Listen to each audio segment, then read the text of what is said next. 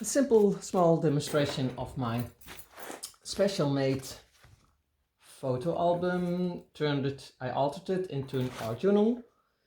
And what is nice that these albums have a kind of vinyl-like cover mostly, with the most ugly fronts. You can paint it, of course, and you can put some mixed media on it, but you can also make a cover. And I did this one. I show you how I do it. You can take it off like this, and then you have your photo album.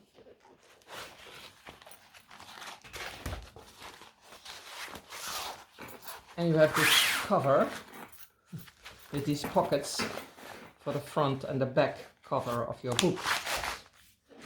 And you can take it off, you can put it on another album, you can leave it, and it's fun making them. I stitched it, glued it, painted it, did some stitching over it, and now I have this gorgeous cover for this great ocean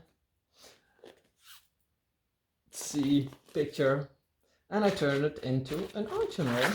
And I like doing it, turn it over like this. Sometimes I do it. You can do it with textile, of course. You can use paper, maybe, make it a little bit more firm.